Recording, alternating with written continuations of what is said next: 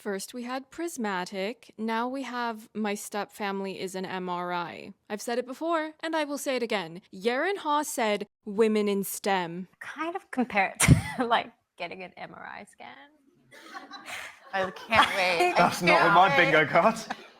Hello romance girlies, I'm LadyJenevia, and on my channel I talk about entertainment media, including but not limited to romantic fiction. It finally happened. The collective internet shook the table hard enough to reveal new sneak peeks from Bridgerton Season 4. We are rolling out the red carpet, blue carpet, we have all the colors as a matter of fact, for Yerin Ha as Sophie Baek and the larger Gunn family. Today, or at least the day I'm recording this, I have no idea how long it will take me to edit and publish this, we had 525,600 moments so dear at the Seasons of Love event, or at least that's how many I counted when I rewound my playback of all the best bits involving Yerin and Luke, and glimpses of their Season 4 love story. It's Valentine's Day, and I'm here with a lot of the fans who love this show, who have come all the way here, and yeah, I'm just excited to interact with everyone and celebrate the show that's all about love. So, my darling friend, Luke Thompson. Yes. You're now a leading man. Correct. How does that feel? Have you had any advice from other leading men or leading women in our series? I mean, it's funny, isn't it? Because when I started, everyone, just people outside of the show would say to me, oh, well, you're just going to disappear for 9 months. You know, like it's going to be, you know, it's going to be a huge burden. It's going to sort of like suck loads out of you. And actually, obviously, you know, it is. You do have to give a lot, but you get so much being in the centre of a show like that. You absorb so much of it. So it's just a real, well, it's a privilege to be in the middle of it. It's not at all a burden. And I just think, yeah, it's also really nice, obviously, for the characters, because I feel like as a character, we've got him as a little, sort of little musical theme for most of the seasons. Now suddenly you're like, oh, let's write a whole symphony about him. I was in the middle of working on my review of The Monkey, which, can we just take a moment to congratulate Theo James for serving a twin dose of childhood trauma. I'm really glad I don't have kids. A couple of notes of feedback about the event itself. The audio mixing was an absolute mess. I really didn't like the lav mics they used because at times it felt a bit like watching Lena Lamont trying to learn how to do a talking picture. Shouldn't have flirting with dangerous. They will surely find you out. I kept having to turn the volume up and down to get things settled to where I could hear what was going on at a comfortable level. I understand that it's challenging to get all of your tech in order. I'm constantly grappling with some glitch or issue that I wish I could elevate to a higher caliber, but there's only so much I can do as a one-woman team doing everything myself. But when you are one of the prized golden geese of a multi-billion-dollar corporation, I demand a higher standard. You've got Brimsley standing on stage awkwardly for what felt like minutes. It wasn't minutes, but it felt too long. I want things to be so meticulously planned and outlined to ensure that you optimize every minute that you are asking people to take out of their day to watch this. A good amount of your audience is just trying to stay alive in the midst of late-stage capitalism, so time is more precious of a resource than ever. Also, why were you not prepping your host properly? Golda has more than enough charisma to moderate an event like this, but she's asking Yerin if she was in Australia when she found out she was cast. 100% of the fans already know that she was in Korea because that was a central moment of the only other significant promotion we have of Luke and Yerin together, when Yerin told the story about being out with her mother in Korea when she got the call, and Luke was giggling like a little boy in response. So when I got the role, I was having breakfast with my mum at a cafe in Korea, and I stepped outside, and it was so funny because she kind of knew immediately when I was jumping on the streets of Gangnam that I got the role, but she came out crying, and then after the phone call she was like, we gotta go home, I think I have indigestion. But yeah. It was almost 20 minutes into the event before they actually began to get into discussions with Luke and Yerin themselves about Benedict and Sophia's characters, as well as the love story they will have together. I don't particularly love that ratio. You've got musicians playing the theme song live in order to promote your Bridgerton franchise event. Who's making that money back? Is that money going to the musicians who do the actual labor, or do the profits simply go back to corporate who are just going to use that money to buy more yachts? May you have the PIOUS you deserve. And as always, I will look for any excuse to bring up Avatar. What if I don't know, a wild idea. Those funds were used instead to do things that are necessary, like paying actors fair wages and residuals, as well as upping the episode count for each season, so you don't have these overcrowded shows that take an unacceptable amount of time to create and release, because the model of production for streaming is indicative of being run by people with a total lack of knowledge of a century, give or take, of film production, and a bit less than that for television specifically. See, if this was a smaller series with less resources and fanfare, I wouldn't nitpick to this degree, but when you are now a bona fide franchise, I will demand more, and I encourage all of you to insist upon receiving excellence, because corporations across all industries, they love to look for ways to cut corners, and if you don't want them to get away with that, push back. Stop hoarding water, you absolute demons. Actually, speaking of that, Macklemore has a new song, the title of which contains an F-bomb, but make sure that you stream that in addition to his other song, Hins Hall, as all proceeds from both songs go to UNRWA. But now that I've said that, I will be putting the clown shoes back on in order to jump back into the frivolous, frothy, saccharine romantic fiction. Sweet enough to make my teeth ache. Delicious and indulgent. I think fans can expect a love story where they see the person for who they truly are. A proper fairy tale, I think, but with a twist. The proper fairy tale. What do you love most about Bridgerton? I think what I love about Bridgerton is that it is entirely on its own terms, as in it is just this thing that everyone sort of can get into, but it's on its own terms. It is it's just flawless. It's perfect. It's just absolutely that. It sort of can't really be compared to anything else. I think that's really it makes it very unique. I think. Yeah.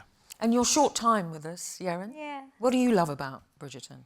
Just how much joy it gives people, you know.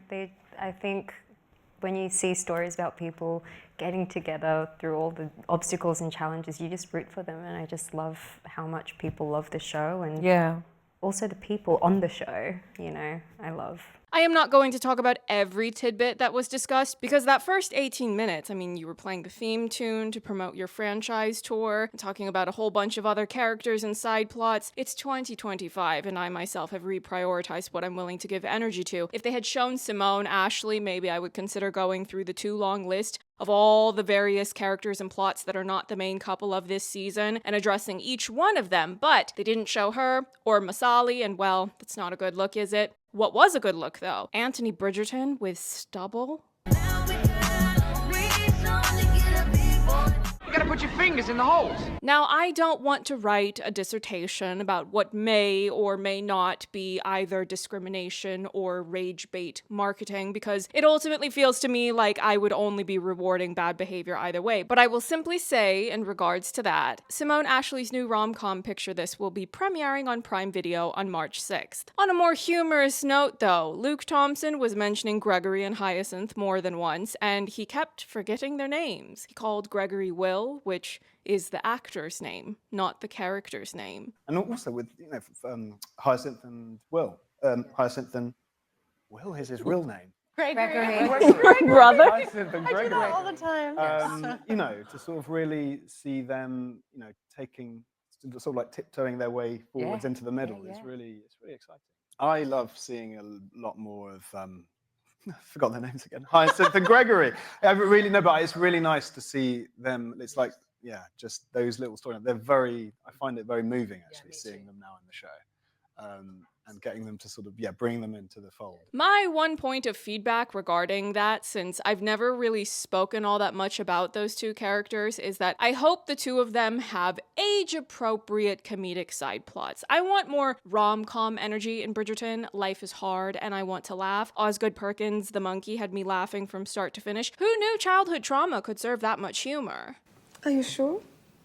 Yes. For anyone that's asking about seeing various reaction clips of me to this Valentine's Day event, I might post some shorts, but in all likelihood, I will put a compilation video together of various reactions, and I will post that over on Patreon when I have time to edit that, as I have other videos I need to work on for YouTube. If you would like to support me over there, you can use the discount code KIMIKO20 to get 20% off of your first month's membership, and in return, get access to Patreon exclusive videos every month. That discount will be available all the way through February 20th. 28th. Also, if you'd like to just support me in a general sense, you can show some love to my latest video of feature coverage on The Residents, which is a new show from Shondaland produced for Netflix, and it's a whodunit series starring Uzo Aduba. I'm sure we know by now that I'm very inclined to publish many words about whodunits. I also made one of my letterbox lists public now in which I rank various whodunit films, so feel free to follow me over there as well. I'm really not focused on doing that many social medias at this point. It's really mostly YouTube, Patreon, and Letterboxd. Everything else is secondary to that. Sophie is a maid and she grows up in the Penwood house.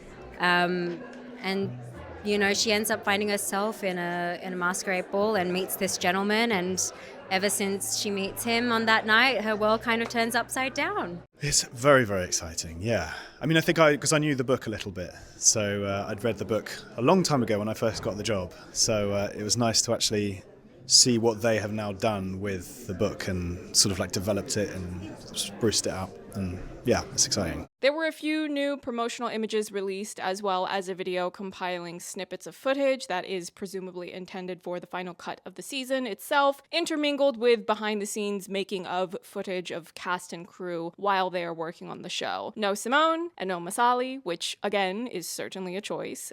I can't believe that you just said that! But now I am going to focus solely on the core story of season 4, which is Benedict and Sophie's love story, and by extension, the Gunn family. I had, shall we say, a strong reaction to finally being able to see the Gunn family in full costume, hair, and makeup. Lady Penwood and her 2 daughters, Rosamond and Posey. So we've included them in the season. Picture? You know, I think... It was stated that these characters are going to be more nuanced than their book counterparts, and although I have criticized and fully stand by those criticisms of the show's pattern of refusing to let villains just be villains, I don't need to see Lady Catherine de Bourgh's sob story. She's an evil rich person, and this is not her love story we are tuning in to see. Good day.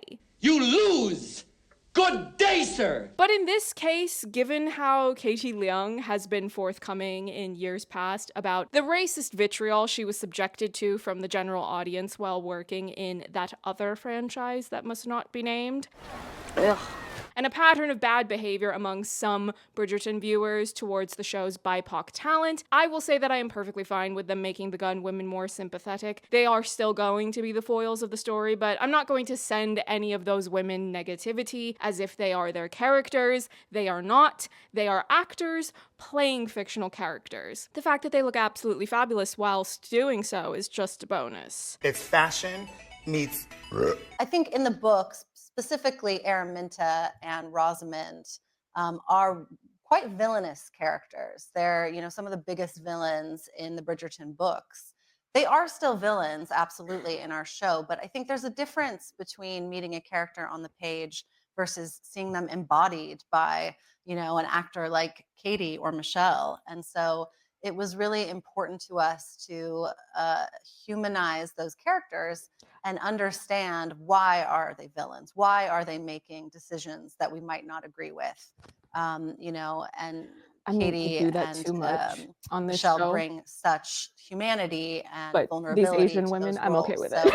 while you might not agree with all of their choices, I think you Let's not will provoke certainly further understand racist them as bullying from people on social media. I'm fine with them And- being made more sympathetic. But naturally, the main event is Banoffee. By the way, I know it's sort of a social media meme to reference Banoffee Pie because of the ship name, but respectfully, I will be staying out of that one because I've been moving away from bananas. I feel very weird about them ever since I found out about the United Fruit Company, which rebranded itself to Chiquita Bananas because of all the crimes against humanity that they committed in Latin America. If I lived somewhere where bananas were readily available to buy directly from the people who grow them, I would probably feel less weird about having them, but I don't live in that region, so as far as fun and festive food references go, I will be sticking with bibimbap and biryani. I like that one. It's cute. It's giving Pan-Asian solidarity, which I happen to love. So Luke and Yerin entered this event, both wearing black, which, to be honest, I found to be a somewhat odd choice. Don't get me wrong, I love black clothing, and a significant amount of my own clothing is either black or very dark blue. But being that this was meant to be a Valentine's Day event, and we were having this very warm, floral, decorative motif, I would have thought that they would be dressed in something either in alignment with that, or perhaps some sort of cozy autumnal wear, as their love story is said to be set during that season, and largely in alignment with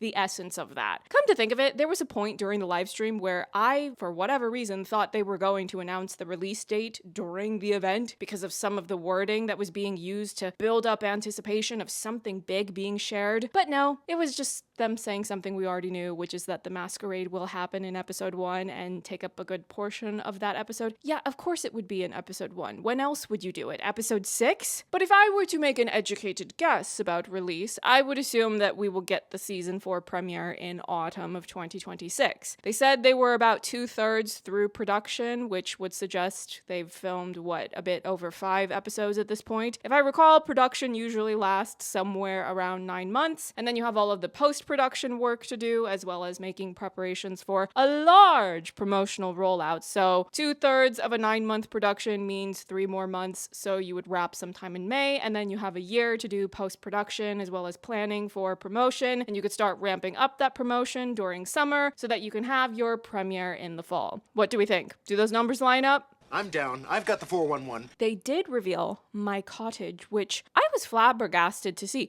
My cottage, more like my castle. It's so difficult because obviously there's amazing moments from the. I mean, it's pretty faithful to the book, and there are amazing moments of the book that make it. But I don't want to talk about them. Is the most faithful? Oh, I do.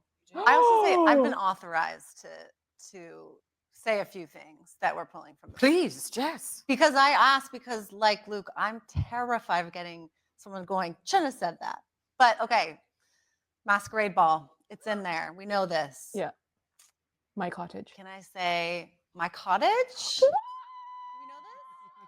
Not a cottage, spoiler alert. It's a mansion. We've got a picture of the cottage. Picture of There it is. my That's cottage. a cottage? That's a castle. I know. I'm up for.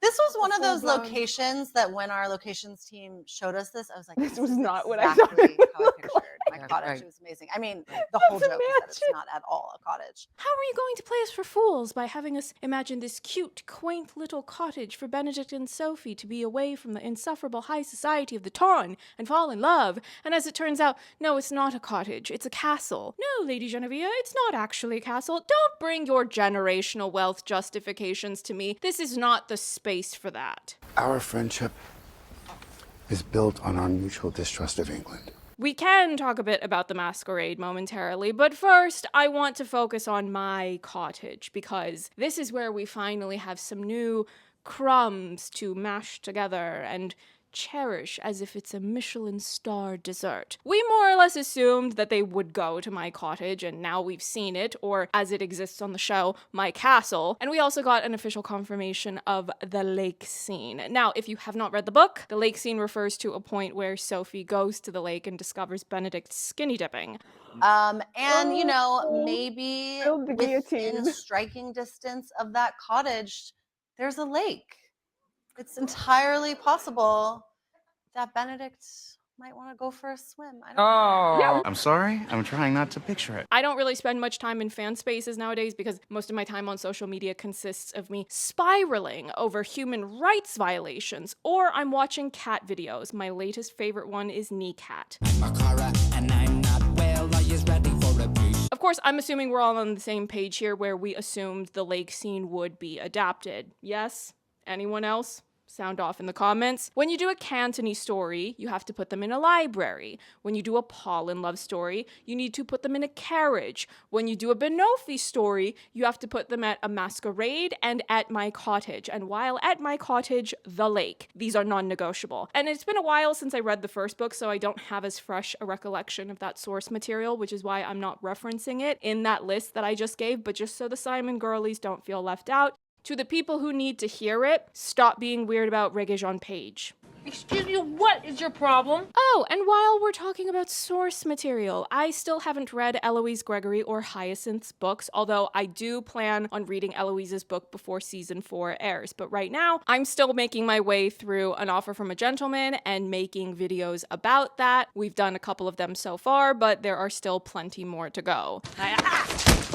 And I'm very glad that we've gotten this new promotional event, not only because it bodes well that the main couple seem to actually get to be the main couple of this season, but also because we got new promotional material of Luke and Yerin just being cute together, and I was growing concerned that I was going to have to keep reusing the same PNGs of them for all the other book videos, but now I have a few more options. Although I would like an explanation from whomever was running the switch on the multicam setup. Why would you cut away to a different camera angle right when Luke and Yerin look at each other? Who failed to prep you? And what makes the pairing special? Have you seen these? I know, right? As I was asking the question.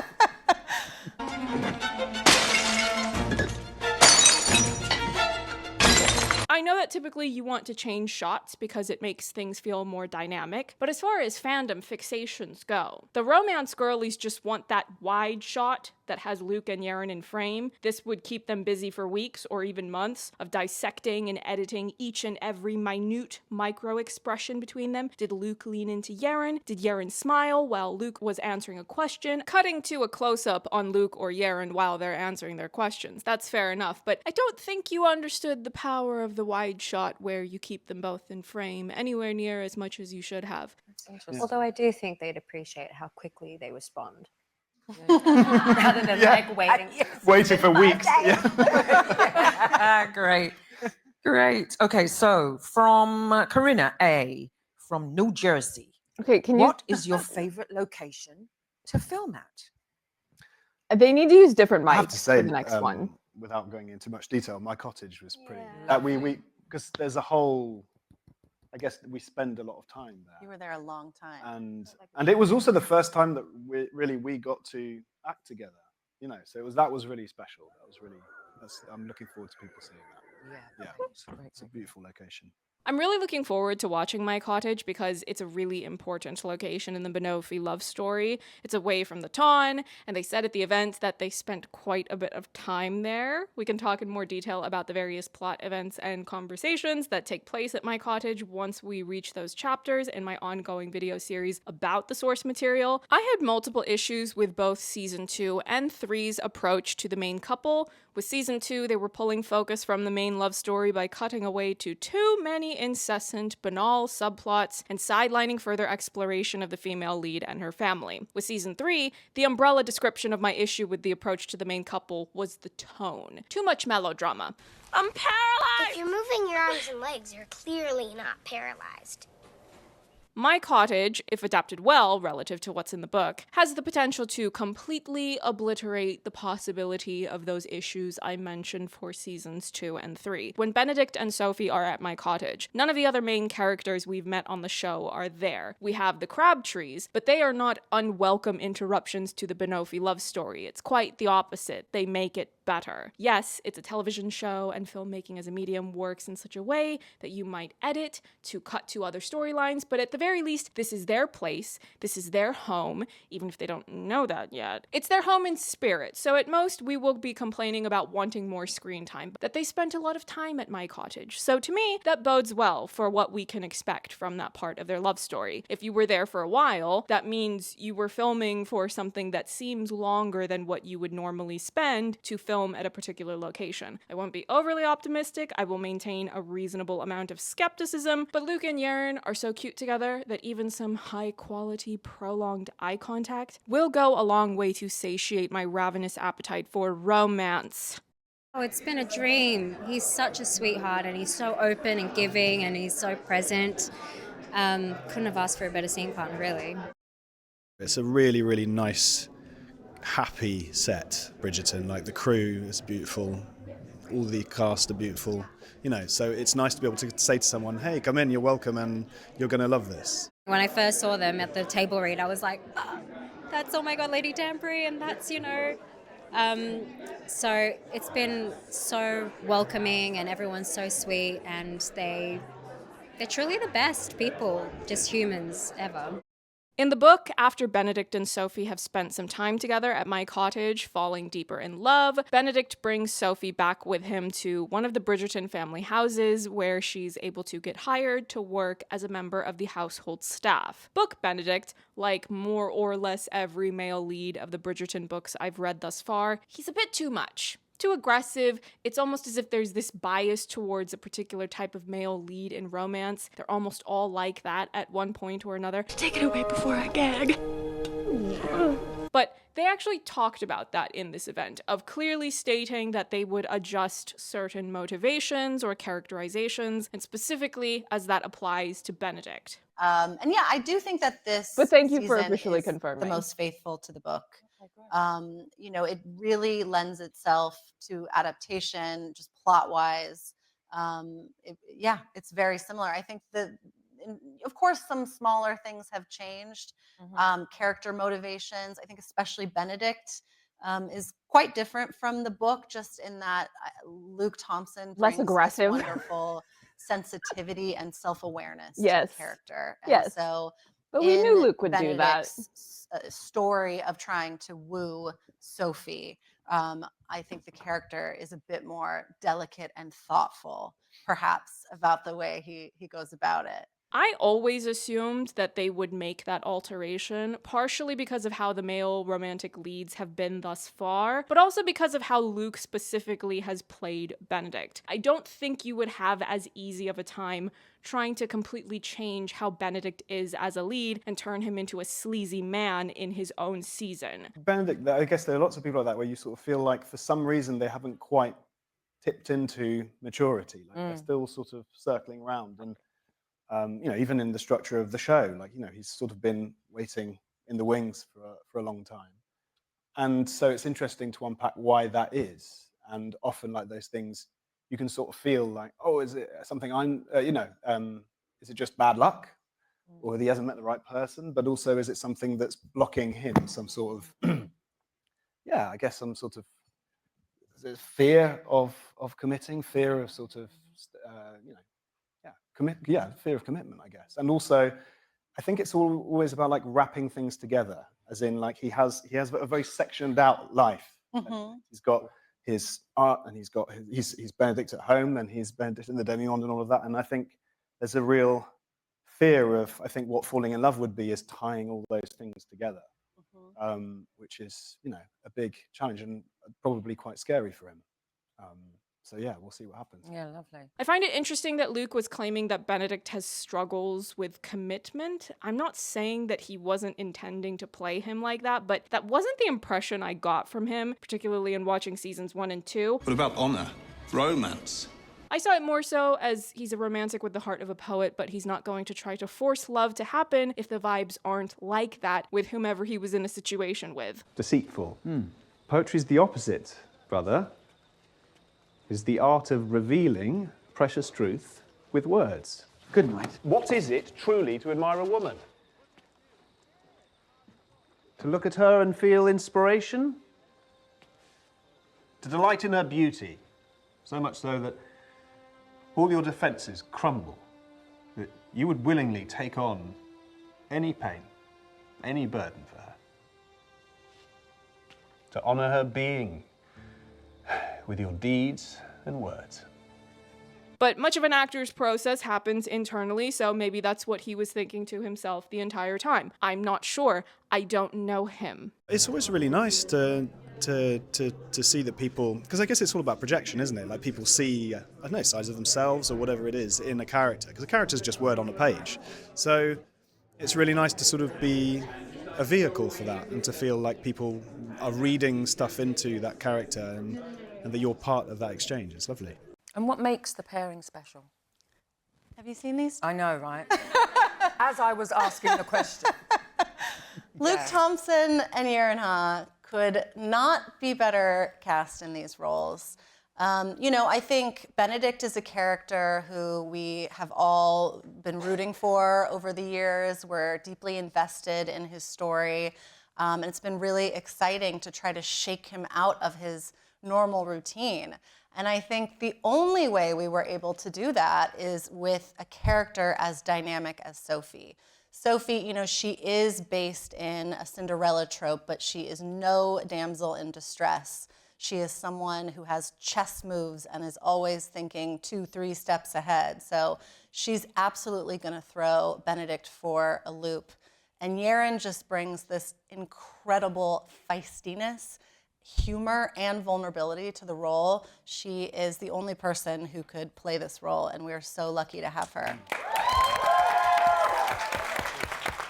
Once Benedict brings Sophie back to the Bridgerton household and she gets hired as one of their staff, we get to see her with other members of the staff. And this was one of the most significant, finally, moments that I had with taking in all of this new information and promotional material. I thought that when the Mondriches were said to be upgraded to season regulars, that they would provide us with a break away from the insufferable high society of it all. But nope, that didn't end up happening. But this time, we get to explore more of that separation between the main characters of the show and all the people who have to actually work for a living. Bloomsbury, of all places. What should be so terrible about Bloomsbury? The people there actually work for a living. Instead of being parasites, directed by Bong Joon-ho. Speaking of that, by the way, expect coverage of Mickey 17. I already submitted my confirmation to attend a Mickey 17 screening, and I'm very much looking forward to that. I was thrilled whenever we would get to hear from Yerin and Luke about their characters, since they have so much insight to offer on these characters, their love story, and the larger material and themes within. That's one of the reasons why I was being so impatient about just wanting to get to the part of the event where they would speak more. We want to take this opportunity to acknowledge the fans of Bridgerton.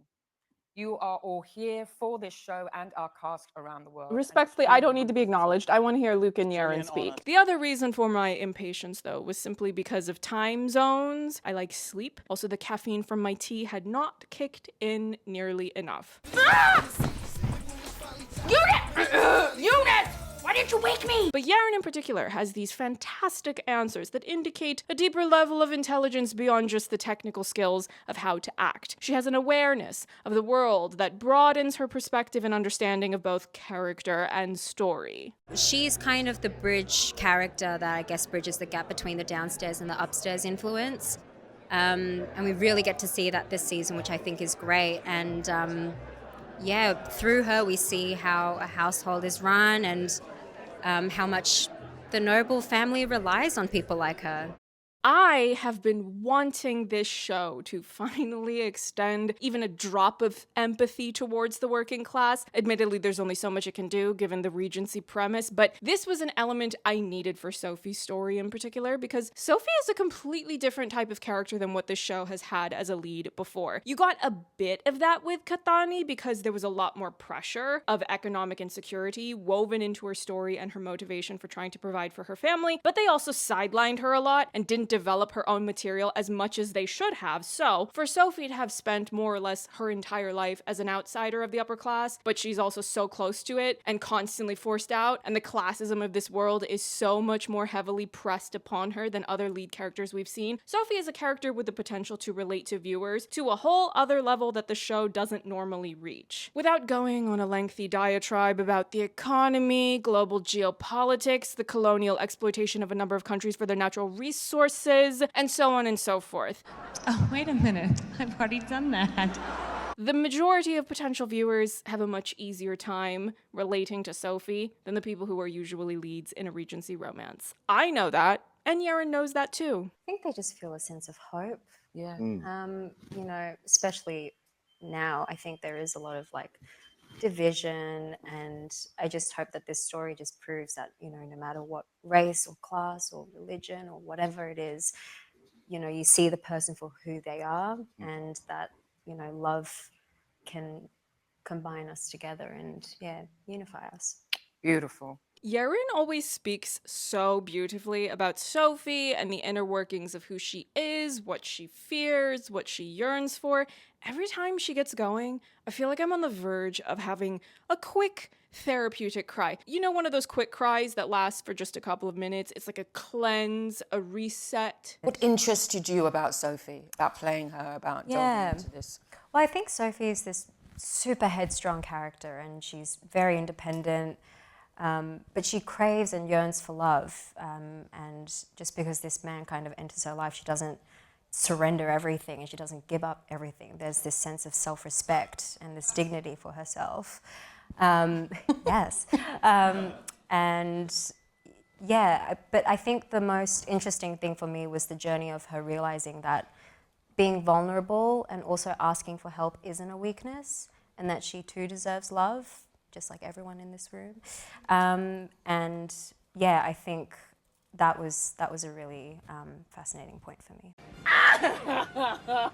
Oh my God. And yes, I am carrying on with hyping up Yerin for consistently having the best answers to questions. I wanted to hear so much more from her. If the event is 1 hour, all I need is Luke and Yerin talking to each other, because I love hearing Yerin talk about Sophie and Benofi, and Luke Thompson also loves hearing Yerin talk about Sophie and Benofi. Did all of you hear Yerin describe what it's like for Sophie to have to deal with her stepfamily? She compared it to an MRI. Yerin, what's the dynamic of Sophie living in a household like that? An abusive household. I kind of compare it to like getting an MRI scan. I can't wait. That's not on my bingo card. Let's take about 20 minutes. Her to mind explain. is so powerful. It's like The floor is yours, Yerin. Thank you. like suffocating and claustrophobic. Oh, Yeah. right, yes. But you like have to do it Yes. to know what's wrong with you, so you can fix the thing. Ah, great. You know, and you want to just press that emergency button. That's fantastic. Get me out. But no, it's really complex dynamics. You know, Araminta kind of really misuses her power as well. But for Sophie, the stakes are really high. You know, living under that Penwood house is a mode of survival for her, because if she doesn't, then like she has nowhere else to go. And I think it also highlights just how hard it was being a maid in that era. You know, you mess up and, you know, your life can turn upside down in a second. And I think we're trying really hard to portray those dynamics. And succeeding. I'm fairly certain we all just watched Luke Thompson's brain short circuit the same way he did when Yerin said prismatic. Yerin Ha is reminding all of us that women in STEM. The obvious one is roller coaster, but I'm going to say something new. And I'm going to say prismatic. Nice, great. I'm using that as a metaphor Yeah, for that's like a good one. the character, for when, you know, before she meets Benedict and kind of after. What And does prismatic mean? it's like, you know, like the properties of like Of a prism, like that's when the really light good. comes When the in light and then comes it in. like goes into a rainbow. That's Yeah. That's really, really beautiful. So I'm going to say that as a metaphor, a I think scientific metaphor. I'm going to leave it with that. That's Yeah. a great one. You know what?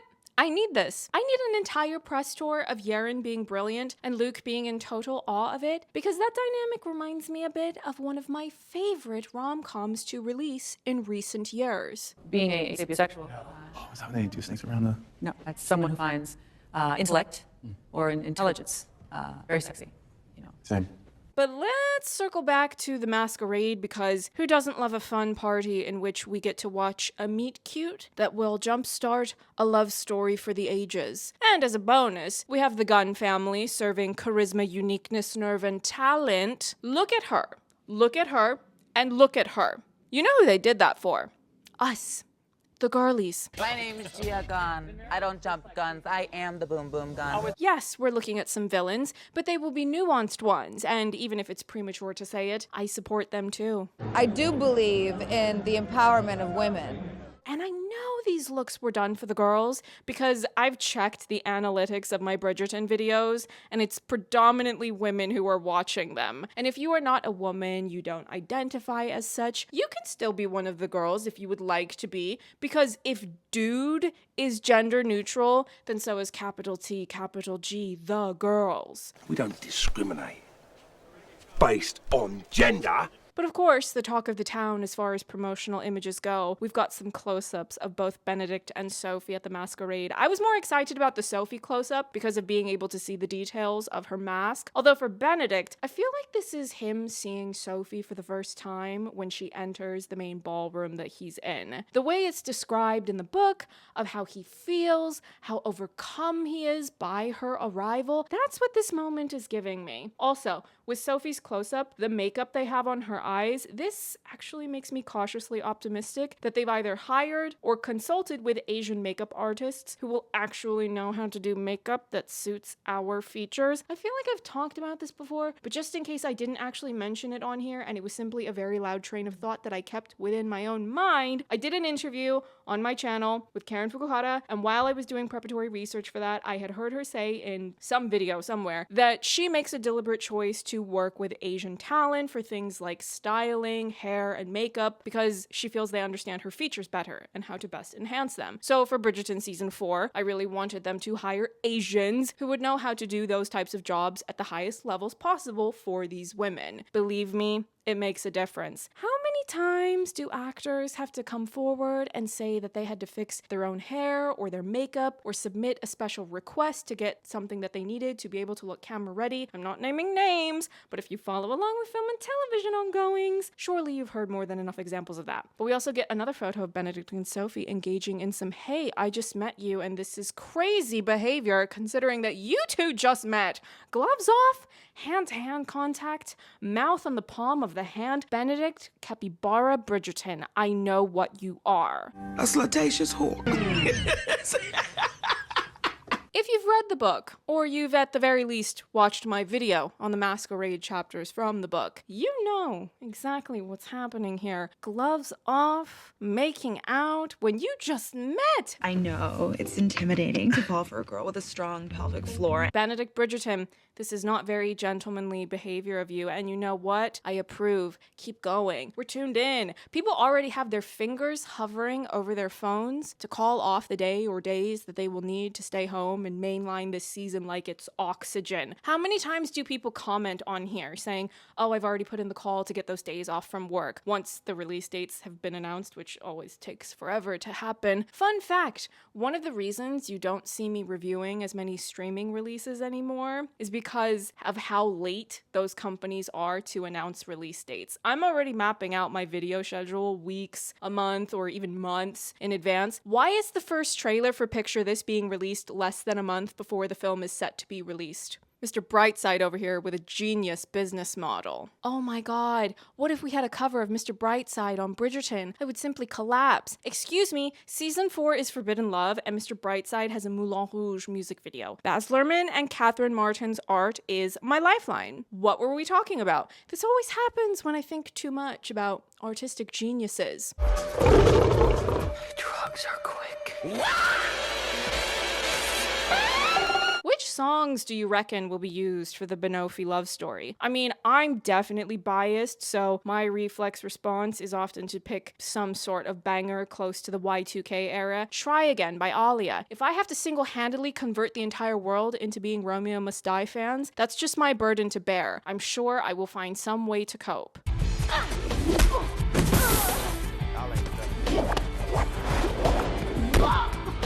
But isn't Try Again the perfect embodiment of resilience and perseverance, which are strong characteristics of Sophie Baek? And Luke and Yerin were asked about dancing at this event. Thankfully, the dancing is not too technically tricky yet.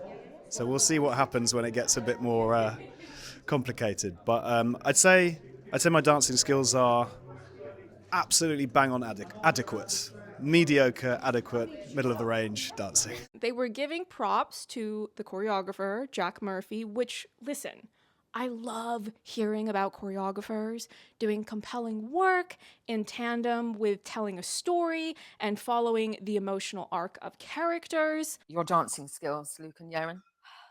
Oh, here we go. What Perfectly were rehearsal adequate. like? Perfectly what? Perfectly adequate. Oh, okay. Adequate. Did you enjoy them? What were they? Were they good? Were they? Yeah, it's amazing because You've danced before, right? yes, a little Balls, bit. yeah. But it's always that thing of trying to tell a story. Like it's not actually about the dance. Like I think some of the most magical moments that have been on Bridgerton, if I think back, are sort of ones where, you know, it's just like a dance like that. So it's another way of Dancing speaking. on my own. Jack's very good at that, isn't he? Yeah, he's very good. The choreographer Very Jack good. Murphy is wonderful. Yeah, and telling so stories through the physical. perfectly suited to this show as well. Like I just think, yeah, it's easy. It's easy when you know you. I mean, with a lot with this show, the team is so incredible that I think it's so wonderful to be able to trust it. I have. Okay. A little bit. I don't think I'm amazing, but I think they're okay. Yeah. And, you know. I'm being self-deprecating. Yeah, don't do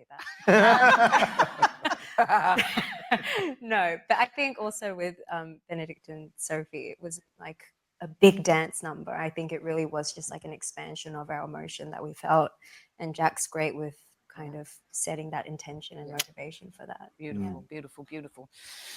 One of my personal favorite junket interviews that I've done was the one with Jamal Sims and Justin Tranter. Both are masters at their craft, but if we're talking specifically about choreography, getting to geek out with him over Patricia Birch, director of Grease 2, oh, that's what it's all about. And Benedict and Sophie's relationship is overflowing with compelling emotional and thematic material as individuals and as people falling in love with each other. There is so much to work with that if they're hyping up what's to come and promising us a big dance number, oh, I'm quaking with anticipation. I need to see it. And don't interrupt the dancing. I can't stand when they do that. When I'm watching a dance number and then we cut away to some other conversation. No, it's dance time. Focus on the characters. If you're doing something with a particularly grandiose flourish, let me see the dancers from head to toe. I find it amusing when the talent is trying especially hard to tiptoe around spoilers that aren't actually spoilers. There was a point where Luke was being cautious about saying the word midnight, but come on, the Benofi love story is a Cinderella reimagining. We know she needs to run off by midnight. It's one of the earliest chapters of the book. When we were doing the Benedict and Sophie I think on there's something screen. about the fairy tale element of it that makes us all sort of kids again. I remember like when we were reading and there's a mention, I don't think this is a spoiler, there's a mention of midnight, right? And I just remember Adjua who sat next, I think it was Adjua and you actually, I don't know if it was you as well, but suddenly just someone went, oh, midnight. Like just that thing of, you know, like there's so many, it's such a sort of seminal story, that Cinderella thing, that I think I'd love people to just be swept away like that. And even if you didn't read the book, if you are online enough to know about a virtual event that you have to RSVP for, I've got one word to say to you.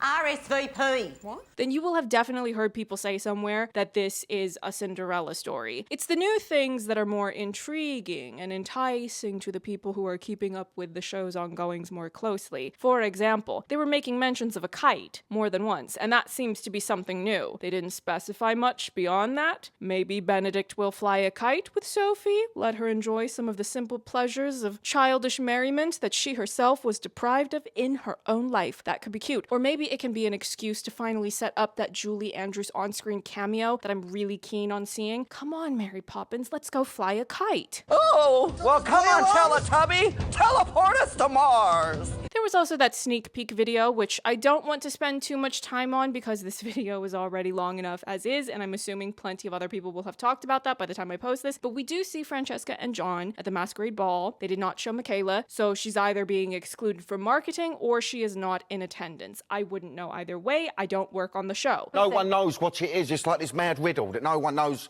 what it is, right? In the book, there is a long period of Michael being away, but that was after his cousin died, so I don't know if that's applicable here. I am curious, though, about whether or not we will get to see that cluster of characters back in Scotland. I, for one, am all for seeing a new location. To me, it keeps things fresh. And of course, we get to hear Yerin speak in character as Sophie.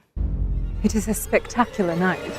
The amount of times I was loudly projecting in my mind, let Yerin speak during this event, simply because she had all of the best answers. Ooh, if I had a nickel. Find a nickel for every time I got in a fist fight during a chick flick? Now, let's chat a little deeper about season 4 with Luke and Yerin. So, my friends, what are you most excited about for fans to see this season? For this one to finally fall in love. Yeah. But I think because of that whole upstairs downstairs influence this season, I do think it's gonna bring this kind of new fresh energy and kind of vibe to the show, and I'm really excited for what the audiences will think. It's wonderful to have characters that have been in the show for a long time. So characters like Mrs. Wilson, or John the footman, and like to really sort of like suddenly get to see a bit more of them. Do not worry, I will not tell my mother. Oh my God! Okay, it's happening. Everybody stay calm. What's the procedure, everyone? What's the procedure? Stay calm! So, I will Covering move my on, tracks answer. because I feel that that's a dangerous place to go.